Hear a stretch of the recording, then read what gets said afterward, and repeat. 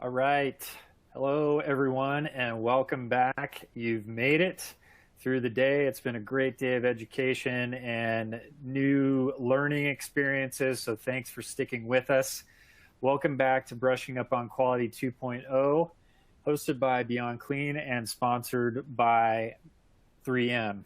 I'm Brett Norton from Beyond Clean. I would also like to take a moment to thank all of you for joining us once again. We've heard from some great dynamic speakers and saved a really good topic for last. I'm excited to welcome back to the virtual stage an exceptional industry professional. If you missed our earlier introduction, Dr. Nita Mazerat is a developer of new infection prevention and control guidelines for the Manitoba Dental Association. She is also a member of the Canadian Standards Association Technical Committee, where she is responsible for the development and revision of Canadian medical device reprocessing.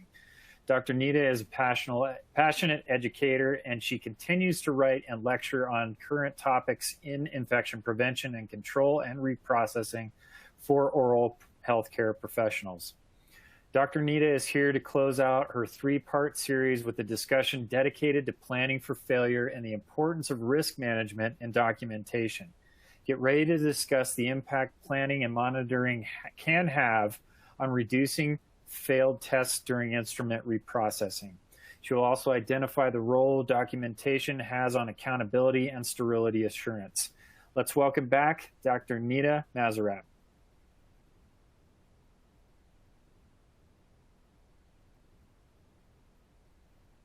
Again, our disclaimer, the content of this webinar is based on current information, and as you know, information changes very, very quickly, and the presentation contains an overview of general information. Please don't rely on it in isolation to make specific decisions.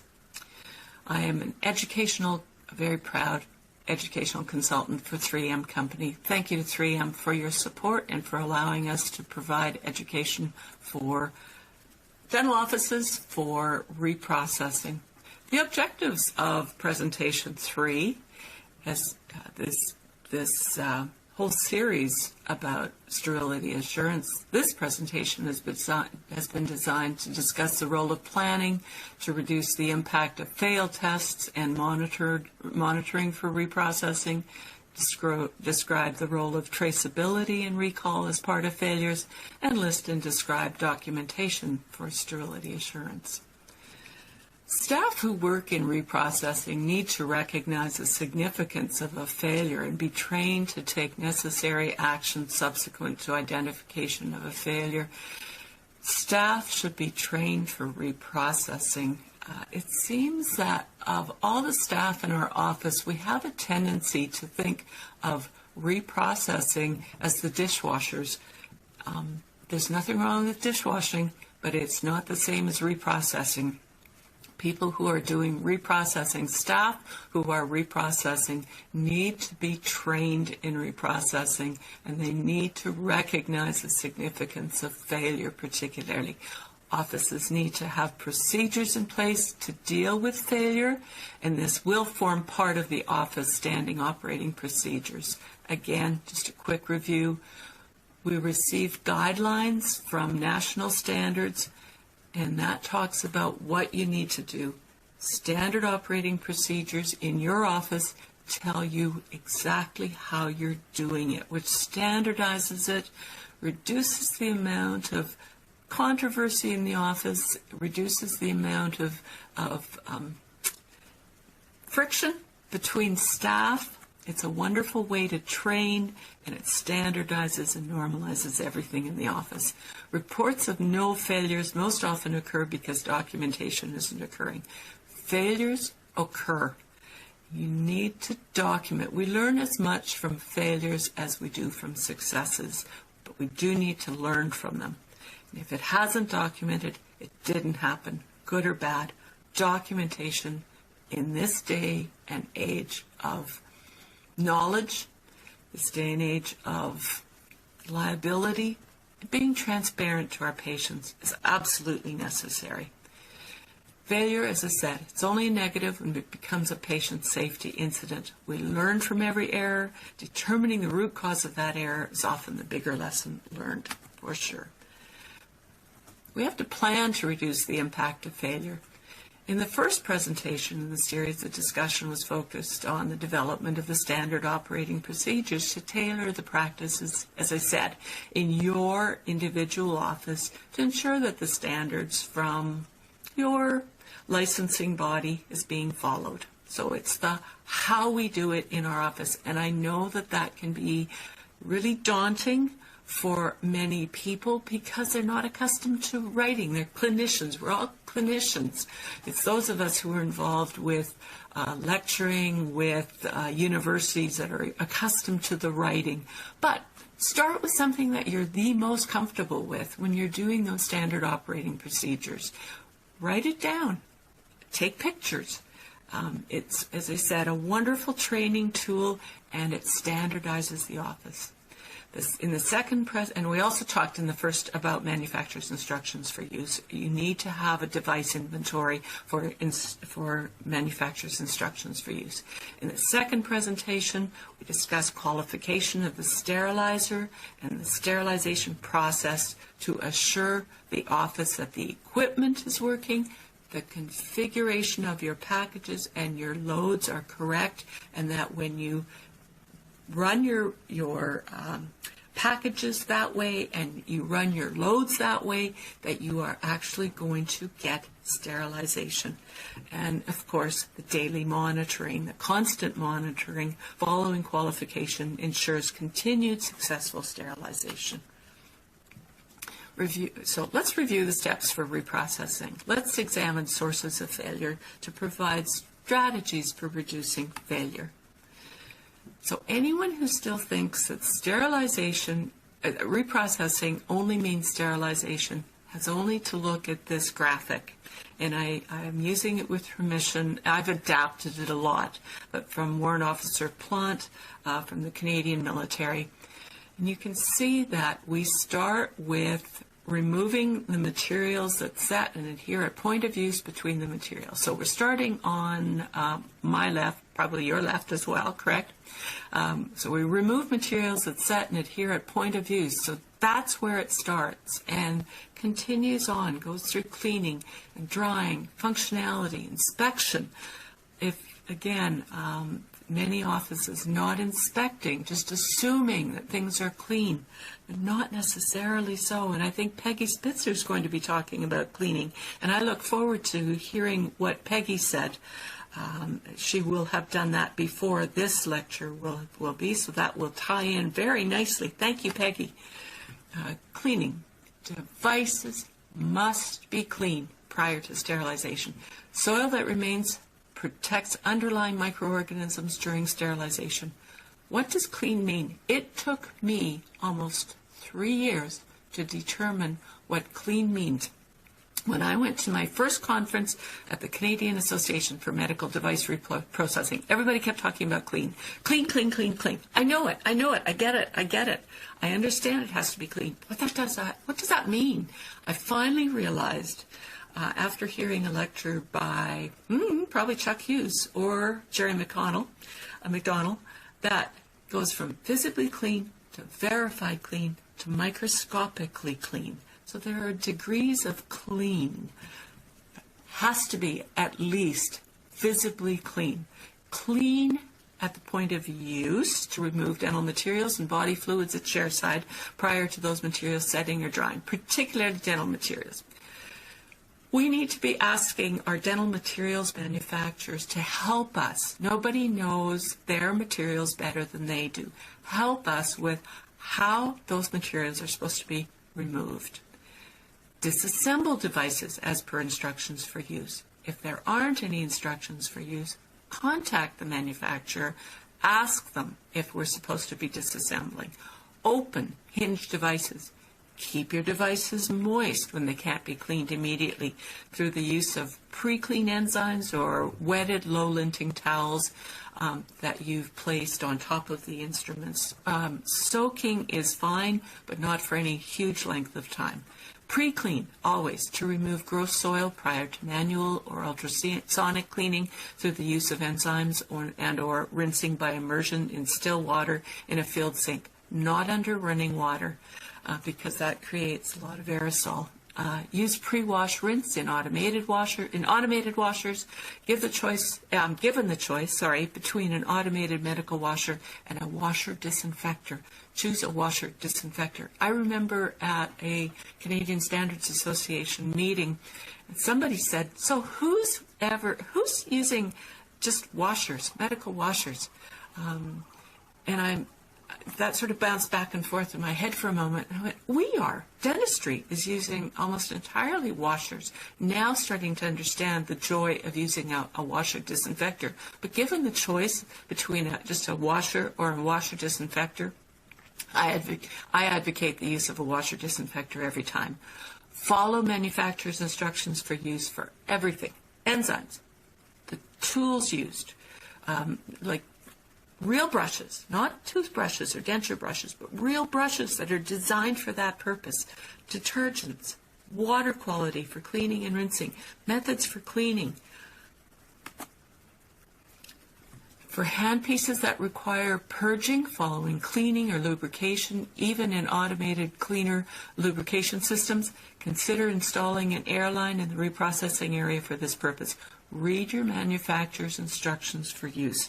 Frequently, manufacturers of handpiece require, even if you've used an automated cleaner lubrication system, that we put the handpiece back on an airline and purge those handpieces to remove any remaining cleaner or lubricant. Because if we don't, it's expelled during sterilization, and it acts like soil, preventing sterilization. Results in a darkened, oily handpiece as shown below, and you know it because when the handpiece comes out of the packaging after sterilization, it's oily. You can feel it. It slips in your hand, or you can actually sometimes smell the lubricant. So make sure that is purged afterwards, and we remove anything if it's on the surface. Use of cleaning verification tools for difficult to clean devices with low tolerance for failure, especially surgical devices. Cleaning verification tools.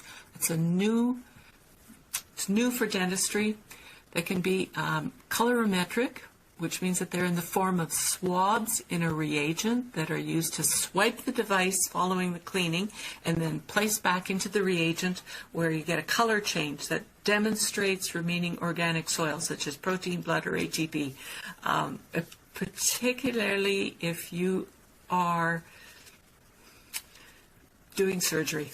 I'm so uncomfortable with us not having a tool in our arsenal, such as a cleaning verification tool for protein, and not using it for anything surgical. There are other forms of verification tools where the swab is placed into quantification device. So swab again done and placed into the device to provide the actual amount of soil that's been detected, and over a tolerance level, the device needs to be re-cleaned. So a new tool in our toolkit is the verification tools. Checking to ensure that the equipment is working effectively as per your licensing body requirements. For ultrasonic cleaners, a commercial test can be used. The synthetic test soil mimics blood and tissues found on surgical instruments. It's a realistic challenge produced by the holder's design, and it mimics intricate surgical instruments. Or the tinfoil test. There are various variables, the weight, the quality of tinfoil that's used. It's also very messy. If your ultrasonic cleaner is working very well, it deposits all the tinfoil onto your ultrasonic, and it takes a while to clean that off. So I'm suggesting commercial tests, but you do need to do ultrasonic cleaner tests to make sure of the efficacy of your ultrasonic cleaner. Also, soil removal tests for automated washers and your including your washer disinfectors. Follow the requirements for daily soil testing for automated washers and washer disinfectors according to your state or provincial dental association best practices guidelines, which in turn follow national standards. In Canada, it's daily. Drying and inspection. Instruments need to be dry prior to inspection and packaging. Just as with caries diagnosis, we need a dry field and good lighting, and magnification is preferred.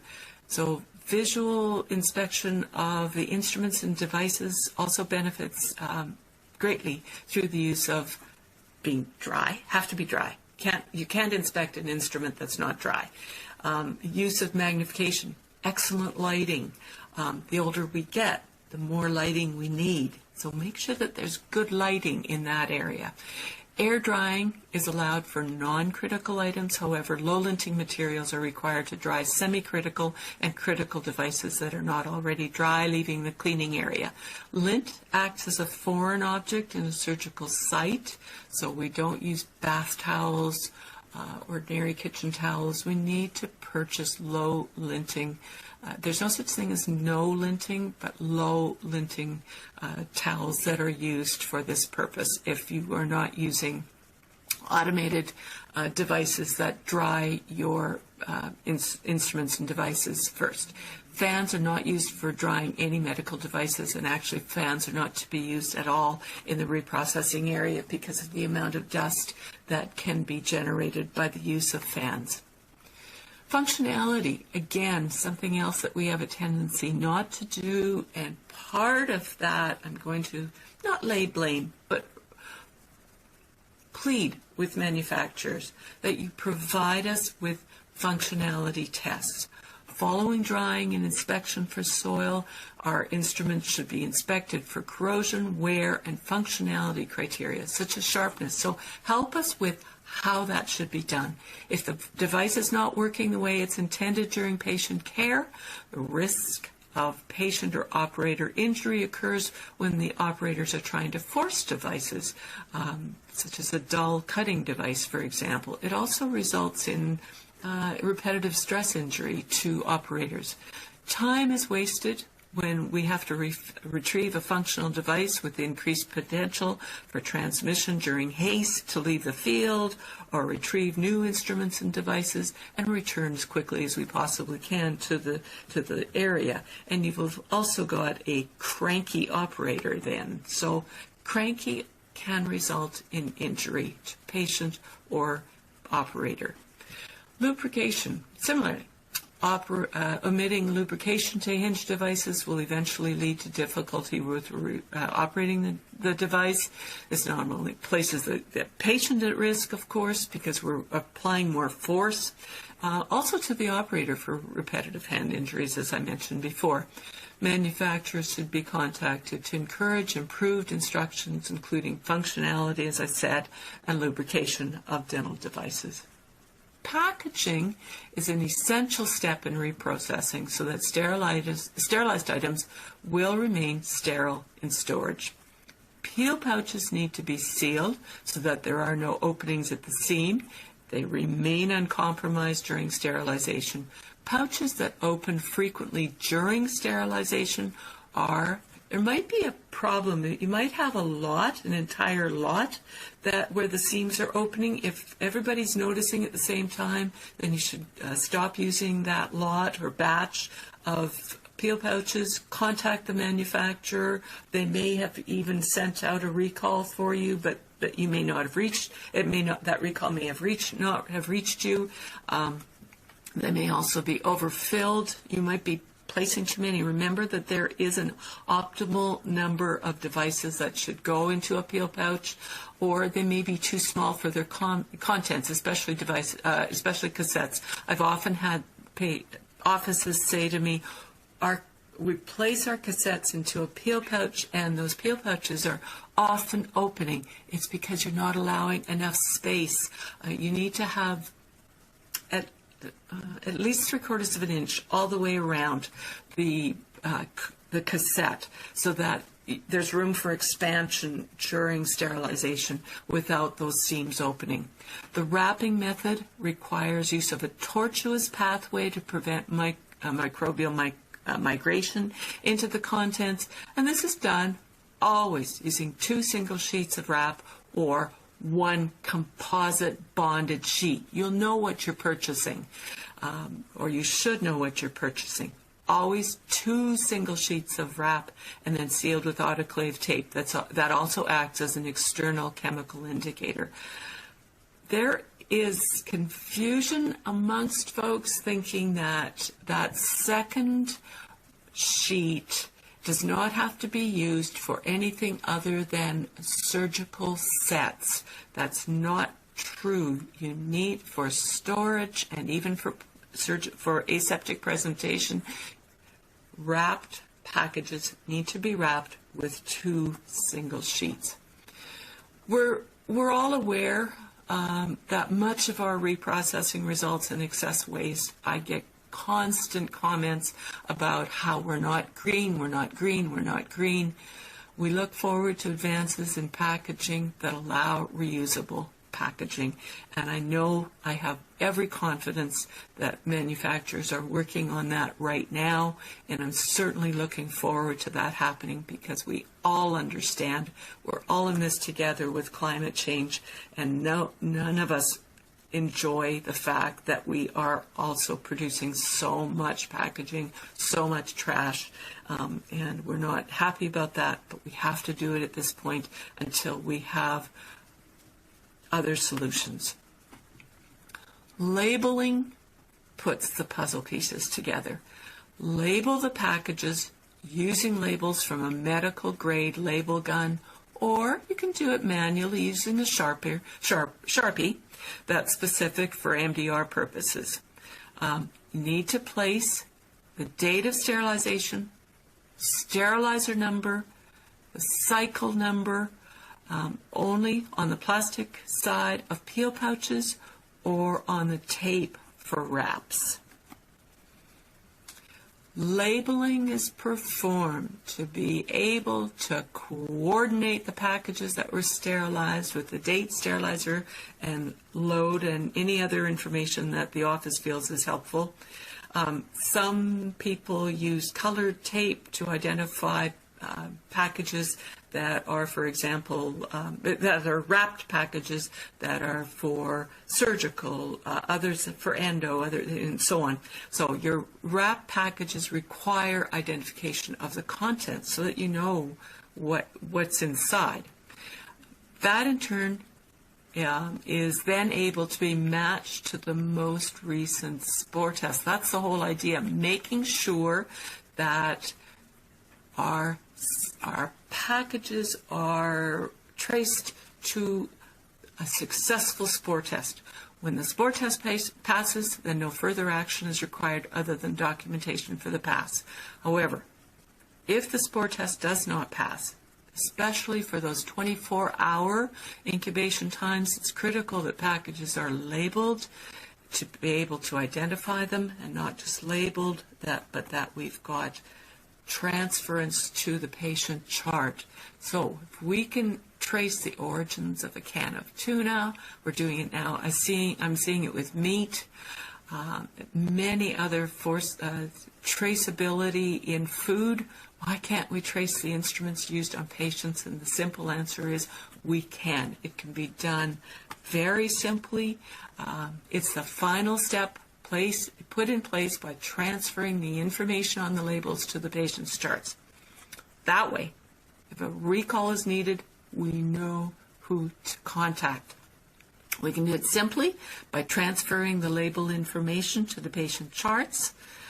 There is a risk of error from transcription errors where you switch the date. Say the date was August the 2nd, 21, and instead you put February the 8th or something like that. But it does happen. but we try really hard not to do that. But that's the simplest way of transferring the label information. There are also excellent traceability, commercial traceability programs that include the use of barcoded materials, for example, and they really help us to connect the dots. They finish what I call finishing the loop, so that we know which instruments, it's not the instruments themselves, but the fact that we can connect them to a load in a sterilizer. We know that the sterilizer worked. We know that that load was successful or not. So it's a hierarchy. It starts with the BI information, then transfers to the load and label, label and load information, and then on to patient treatment.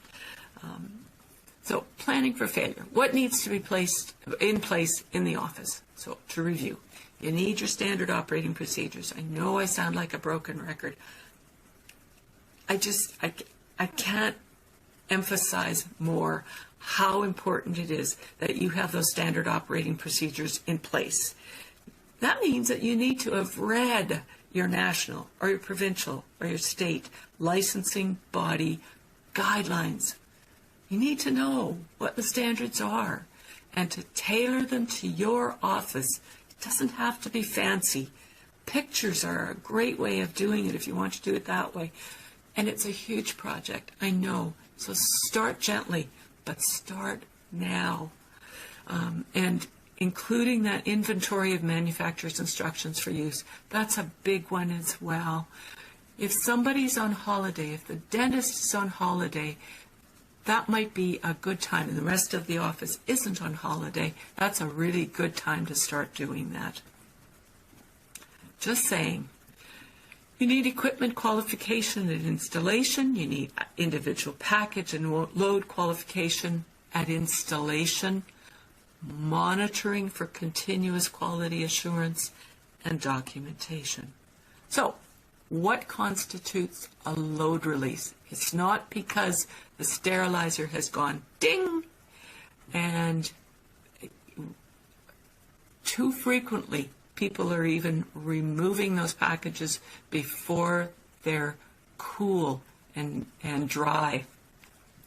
Parameters as required by the manufacturer have to be confirmed to have been met. That means that somebody has to check that they were met at the end of each cycle and verified on the load log. Again, I can't emphasize that enough. You need to know that it worked, because a sterilizer is not an oven. It's not a car. There's no, sterility itself is the absence of.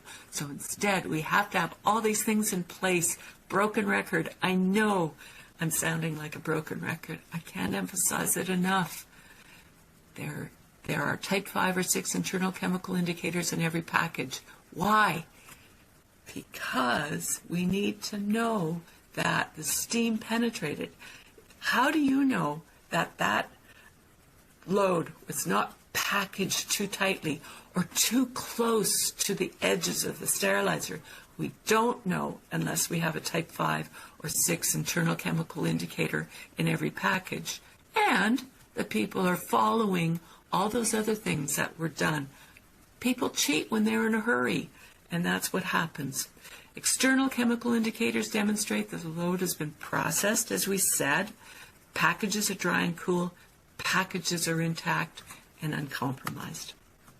So chronologically, sterilizer day begins with the sterilizer testing. The Bowie Dick if you have a pre-vac sterilizer, and the BI, the sport test. So if you're using a pre-vacuum sterilizer, and I can't emphasize that enough, please don't panic. Know what your sterilizer is. If you have a pre-vacuum sterilizer, I'm sure that your manufacturer already told you that you need to be using an air removal test or a type 2 Bowie Dick test every morning, or at least once a day at the same time every day. It's performed in a warm, empty sterilizer following the manufacturer's instructions for use replacement and reading, and only continue with a confirmed pass. If the test fails, retest, and if that fails, the sterilizer needs repair. Chances are you already knew, because you can hear the gasket, but it's possible that you didn't know, so let's run it again. And if it's failed, then the sterilizer needs to be repaired. And then when it returns, you're going to need to qualify with three consecutive successful type 2 tests before using. And you're also going to need to requalify with 3 successful BI tests. A challenged BI is performed in a fully loaded sterilizer every day that the sterilizer is in use, or according to your state or provincial dental association guidelines. If the test fails, determine the cause of failure when possible, like what happened, and then retest. Don't panic. Problem is, what's happened with those instruments in between? So, how this is handled depends on the policy in your office about release of loads. Are your loads quarantined until the results are known? The length of incubation, interesting. Length of incubation of spore tests. If they're short, they're like that 10-minute, 20-minute, 24-minute, or a few hours, or long, like a 24-hour, makes quite a difference. So the greatest risk to patient safety occurs when you're using long incubation spore tests and releasing loads without knowing the results of the BI test. That would affect the greatest number of patients if the BI test fails, because an entire day's worth of instruments would have been used before the failure is known. So if you weren't quarantined, if you couldn't quarantine your instruments until the results were known, and you were using those instruments. So if a BI fails with quarantine loads, it's not a problem. You retest with a new challenged BI. It means that all of those instruments are still quarantined, and that's pretty rare in a dental office simply because we don't usually have that many days worth of instruments. So what I'm saying is all the loads are quarantined until we have knowledge of the BI and the successive BI test.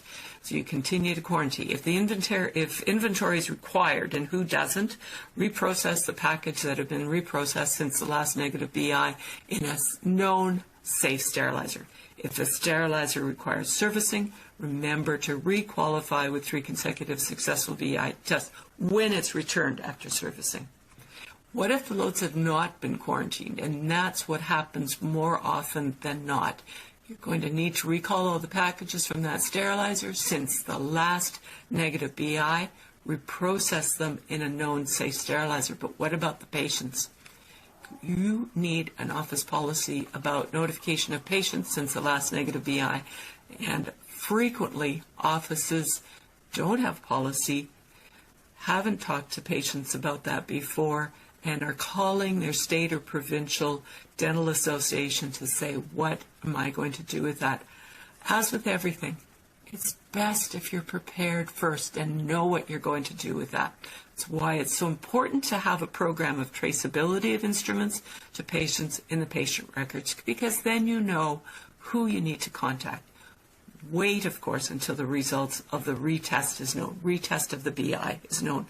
When you're talking about 24-hour BIs, that really increases the challenge. So that's why I'm advocating, if you have a small inventory, then your strategy, a very successful strategy, is to have a short incubation time BI.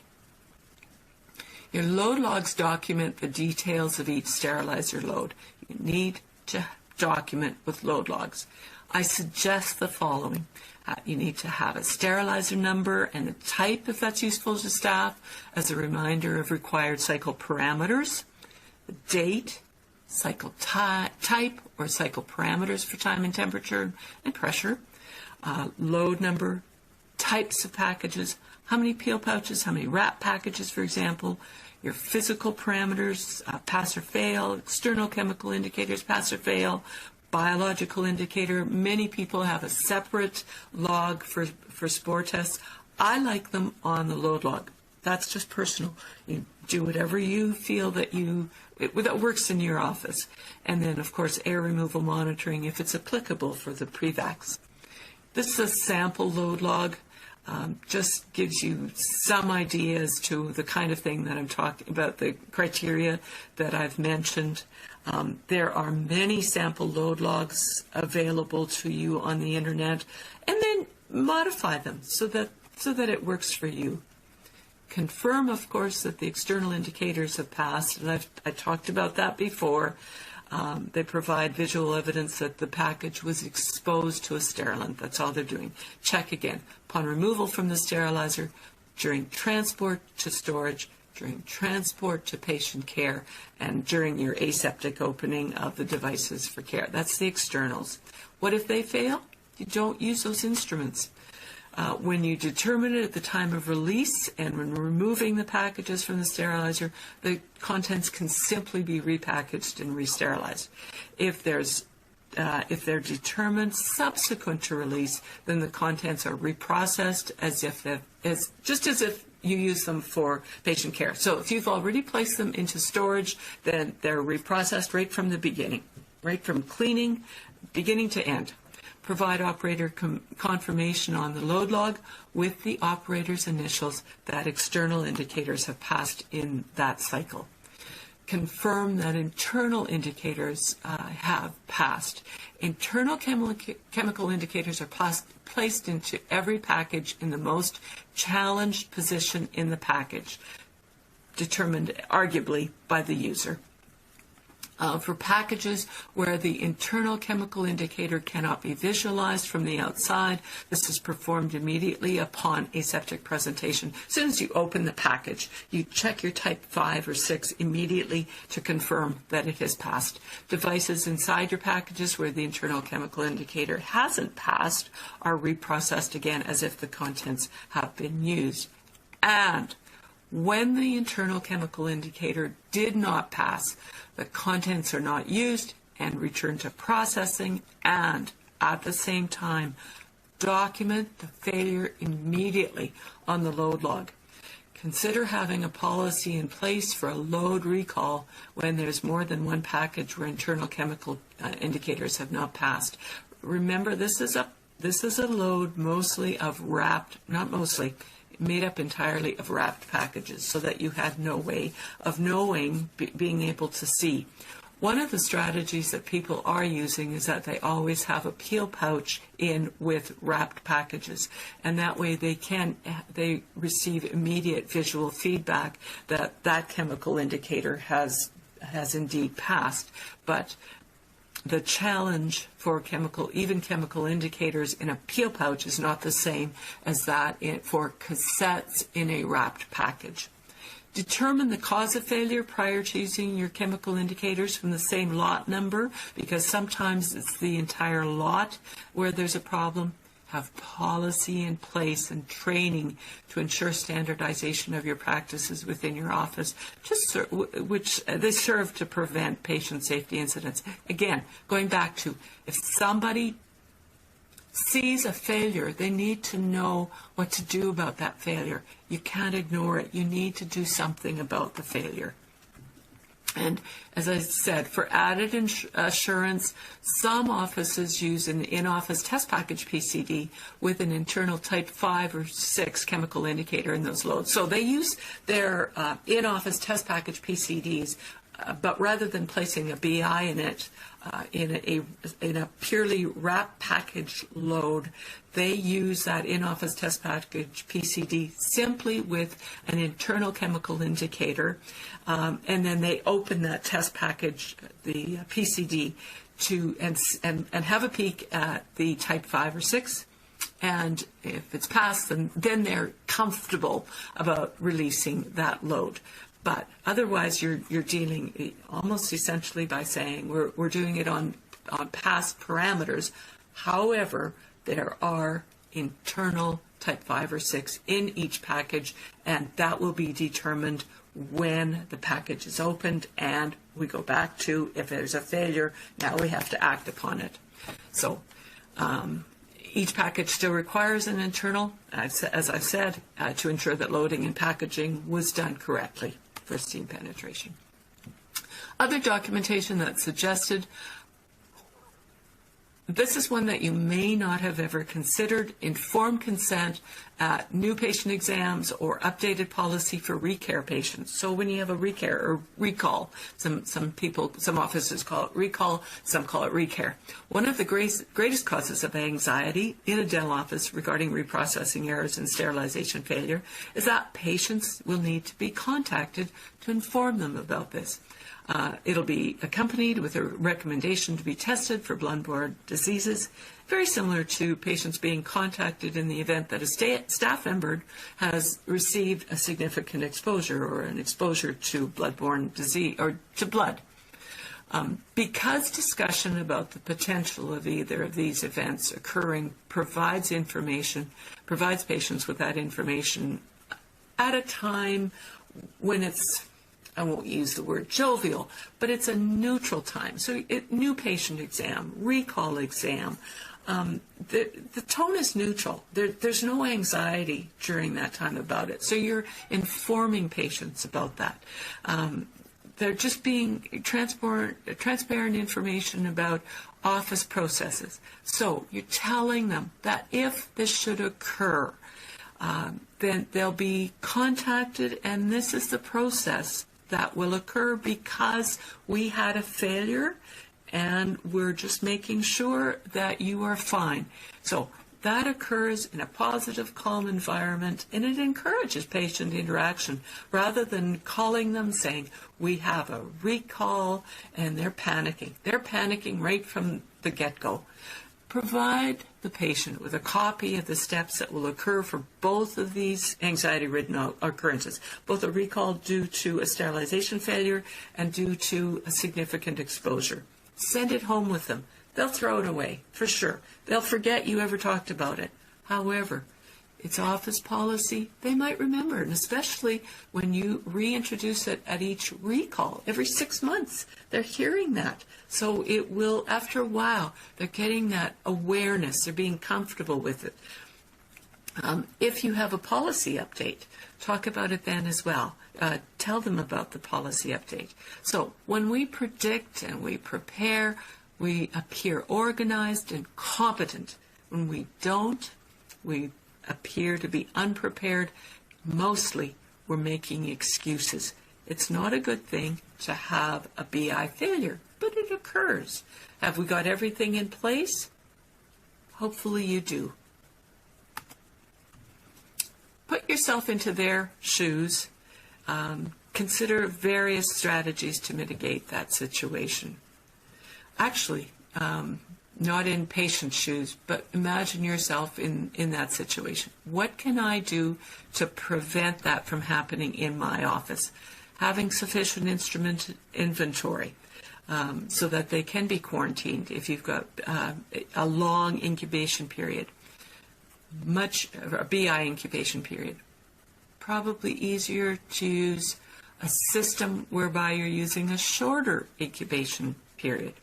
You have sufficient sterilizer capacity for removing a sterilizer from operation if required.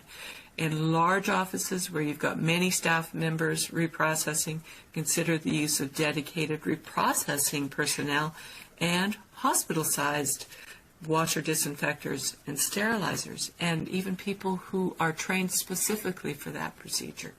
So it's a summary of documentation associated with the installation, going back to presentation 2, retain your manufacturer's instruction for use for the sterilizer and all of your equipment, records of installation from the manufacturer, and I'm suggesting that you retain that for the life of the equipment.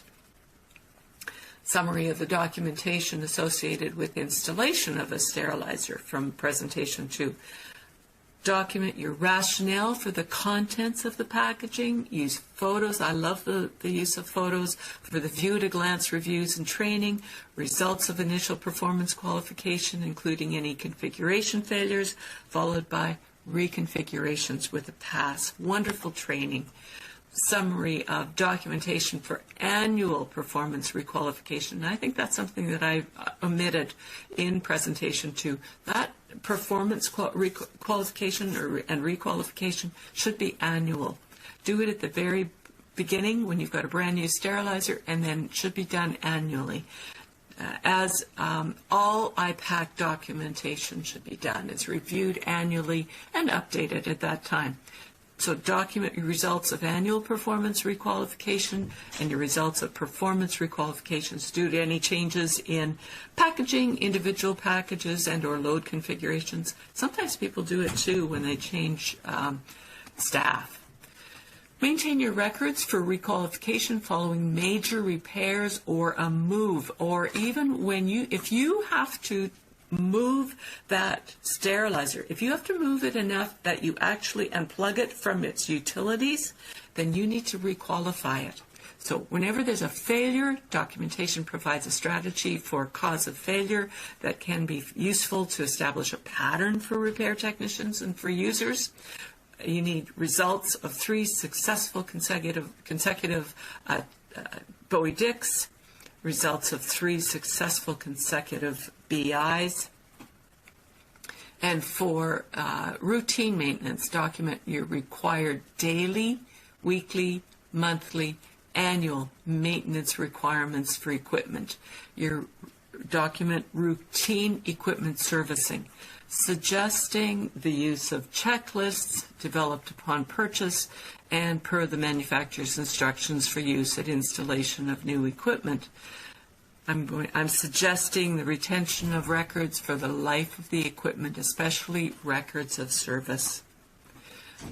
You use your documentation as a tool. It predicts equipment that's trending to failure, demonstrates gaps in staff training, shows trends when batch failures occur, monitors those rare manufacturer defects in CIs and packaging, in BIs with seams in packaging, for example. And of course, you need to retain your equipment instructions for use and your instrument and device instructions for use. That's your device inventory. Summary of the retained documentation, your ultrasonic washer foil tests or the commercial function tests, soil removal verification tests for your washers or washer disinfectors daily, Bowie-Dix if it applies in an empty sterilizer daily, BI monitoring for every sterilizer, each cycle that is used in a full tabletop sterilizer, at least once daily, if that's what your provincial or state legislative or regulator suggests. Maintenance and interventions associated with positive biological monitor. So if you've got a positive BI, you need to state what you've done, what your interventions are. Documentation of maintenance of equipment. As I said before, consider keeping that for the life of the equipment. Spore tests, failed spore tests, load logs, kept for the length of time required by the licensing bodies. And that's another question that I get asked all the time. How long to keep results of spore testing? Absolutely, for the length of time required by your licensing body. They rarely have rationale for that. I'm suggesting it for the lifetime of the practice. Why? Besides being obsessive compulsive or anal retentive or whatever it is, because I am totally IPAC and reprocessing and regulatory, I think that there is going to be value added when you sell your practice, when you demonstrate that. So it's difficult to do? No, not. You keep your most current load logs and the spore test results for 1 or 2 years, and then you summarize only your failures, the results of failures. What did you do? What did it involve? What happened? Date. Is the recall of all packages successful? Were patients recalled? What is your policy on it? What happened? Provide as much information as possible. Always imagine yourself in a court of law. And that is a good way to practice without anxiety, because you've got process in place, you've got policy in place, so you're okay. You know how to do that. So your long journey starts with your first steps. Start now. Go forward. Establish your office standard operating procedures with a set goal for a day to finish. gather manufacturer's instructions for use inventory, starting with your more complex devices in the office, like handpieces and lumens, non-metals. Only purchase items, if you can, where the manufacturer provides validated instructions for use. Ask for validated instructions for use. When manufacturers say to you, nobody has ever asked me for this before, say it gently, but we need this. We need to have that done. Maintain your load logs, store test logs if you want it to be separate. Label your packages, transfer that label information to patient charts. Consider the use of a commercial tracking system. And I thank you, because that brings us to the end of our presentation. It was the last in the series of 3 presentations to assist offices with sterility assurance, including planning for failure and the use of documentation. The series of 3 presentations were developed to assist you with managing your offices to ensure that instruments and devices used for patients are safe for use and reuse. This includes developing standard operating procedures, as I've said to you, ad nauseum, maintaining a device inventory, as I've said to you, ad nauseum, for cleaning and sterilization parameters by creating strategies with issues of design that are challenging compared to national standards. And additionally, we discuss tests and monitoring at critical points, how to plan for failures, and the importance of documentation. I hope that I've been able to provide a cohesive picture for reprocessing, or at least help you with awareness of sterility assurance, what it means, and how to do it. I wish you success, and I'd like to thank you, the people who at 3M again for helping with this, and the people from technology to whom I could never have done this without them. Thank you, all of you. Feel free to contact me if you should need help with anything in the future. Signing out, Dr. Masrat. Bye for now.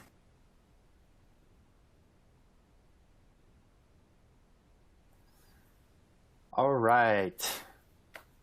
Nita, thank you so much. I think that was probably one of the best summaries for a conference, as it pretty much brought in everything that we've been talking about today and summarized the importance of documentation and obviously hit home on the importance of reprocessing and sterility testing. I think it's a great way to wrap up today's conference, and hoping that our audience feels the same.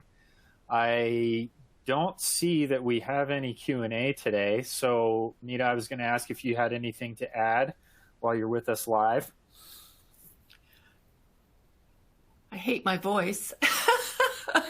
Other than that, I thank people for holding off. Somebody did comment about major repair processes in the autoclave. I'm not sure if they meant that you need to document it, which is true for sure. If I missed that, and also that you have to requalify it, of course, after major. It's funny when you talk to the manufacturers who calls what major. So you might need to, if you're just not comfortable with something, requalify. It just means that you're doing it 3 times in a row and it needs to be successful. And then you're comfortable and it's documented and it's done. So other than that, again, I want to say thank you to everybody, especially you. You've been just absolutely fabulous and being so patient with my lack of technology. It's just Oh, you've done a great job. Use that panel. Thank you to everybody who's stuck out with us. Thank you. Yeah. And so with that, if there aren't any further questions, I will go ahead and thank you, Dr. Masrat, for a great discussion and excellent takeaways. And if you do have any questions for Nita, you can connect with her via email and she will gladly follow up with you. Her contact information is on the bottom right hand of the screen. So feel free to reach out. There's always new questions that come up throughout these conferences. So if you don't have one right now and something, resonates with you as you think through today's education session, feel free to reach out to any one of our speakers. So Thanks, everyone. And as our day comes to a close, I would once again like to thank today's event sponsor, 3M. Without their support, this exciting day of virtual learning would not have been possible. And a special thank you to all of our industry experts for joining us for this virtual event. It's been a great day.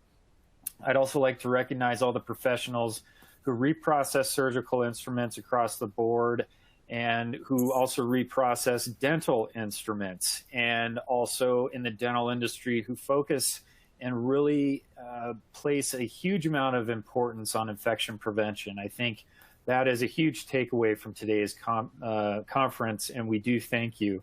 We also want to thank you to those of you who have chosen to spend the day educating yourself. We'd like to thank you for your dedication to professional development and best practice. At this session's close, you'll be directed to the conference survey page where you have access to the survey. From there, you can download your CE certificate. All of today's sessions are available on demand. Rewatch, share, and continue to access the downloadable resources provided to you. Stay safe out there, everyone. As always, keep fighting dirty, and we'll see you next time.